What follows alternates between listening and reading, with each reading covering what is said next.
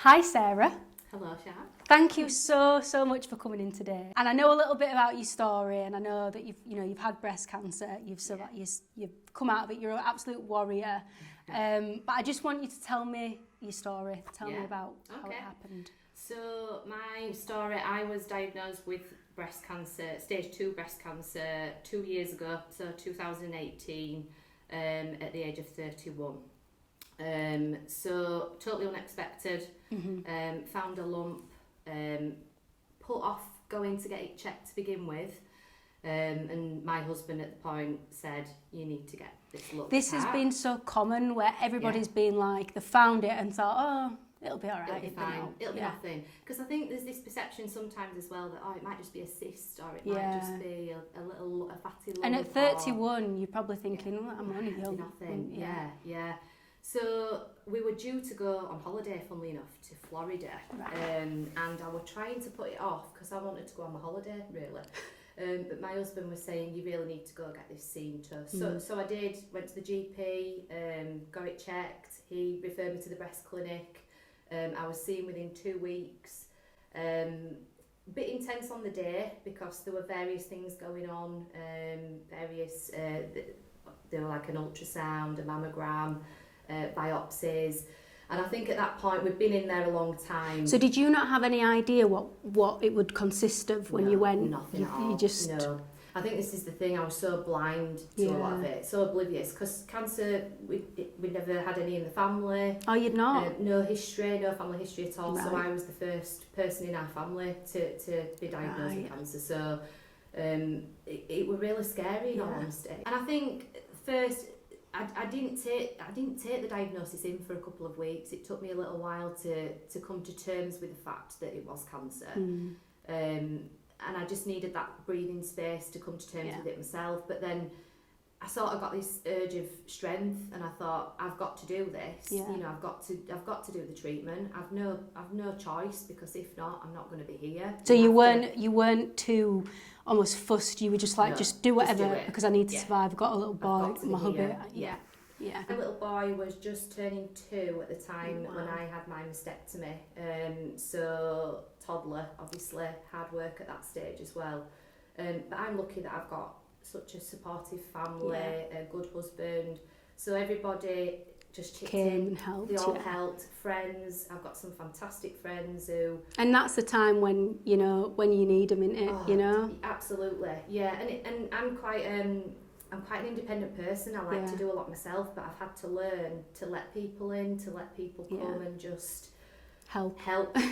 Even though your little boy was only young, I guess then.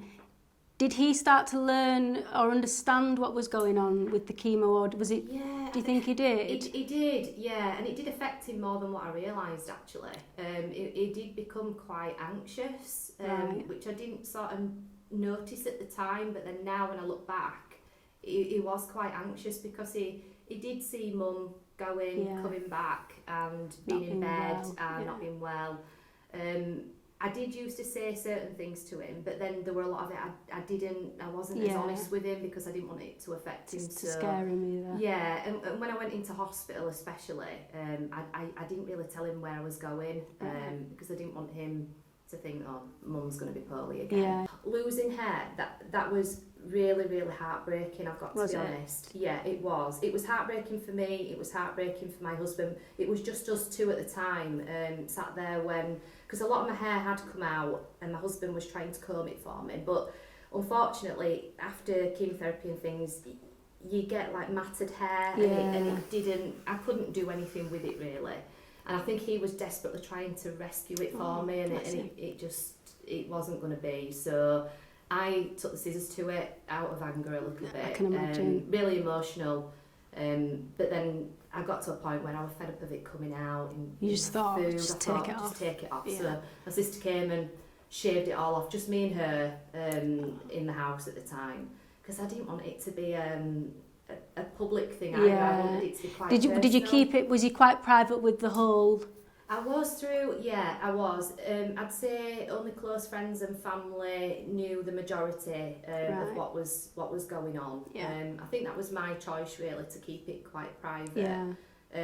Because it's hard, it's a really tough journey. And I also found that it changed me massively as a person. Yeah. You know, my image had changed. I lost all my confidence completely. Every bit of confidence went. Because I had no hair, I'd gained a lot of weight through chemotherapy because of the steroids. Yeah. Unfortunately, medication, you do put weight on with it as well, it's expected.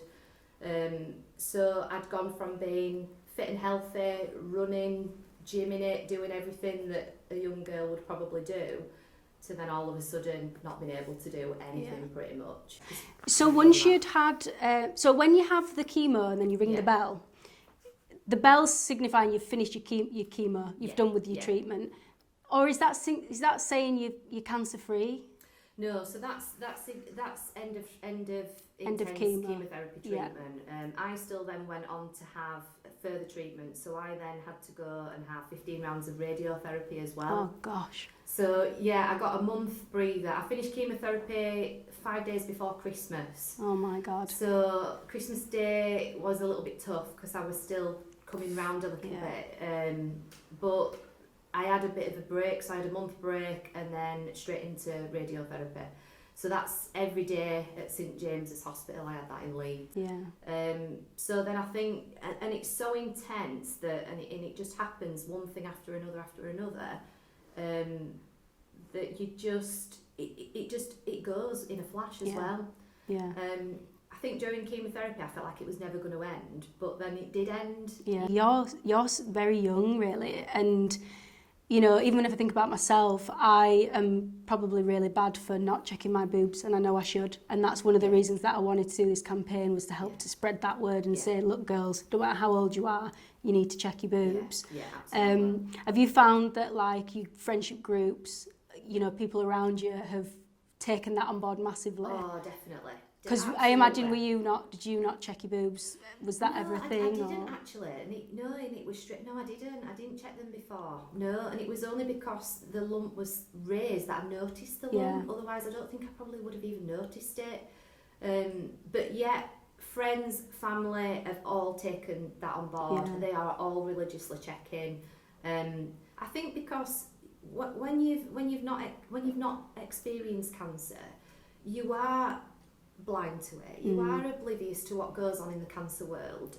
You just carry on with your normal day-to-day life as everybody does, and you don't really realise what goes on. But you don't understand the impact, I think, of it, and what impact it has on your family as well, and your whole life. It just turns everything in a totally different direction. But then at the same time, I do feel much stronger for it as well. You do. So all I would say for any girls, any age, just check, have a check, have a feel. You don't need to be embarrassed, you don't need to be scared of doing it. Just have a little check, have a feel, build it into your day-to-day routine if you have to, your cleansing, your moisturising, whatever you're doing. Yeah. Just have a quick feel and see, if you can feel anything. I already knew bits of your story, but it's great to have a full understanding of it, and to, especially being such a young age, which, I agree. I think you instantly think of breast cancer and think it's older women, and it definitely isn't. It's not. No. And it's crazy. You've got your little boy, you've got your hubby, and you've been through it all, and you have come out. You're a bubbly, chatty. Like, honestly, you're such a happy character that you're an inspiration. Oh, thank you. You are, though. You really, really are. Thank you. So I just want to say thank you for coming and chatting, because this will hopefully help some girls at home who might have found a lump, or to just have a little go to the doctor or go get it checked.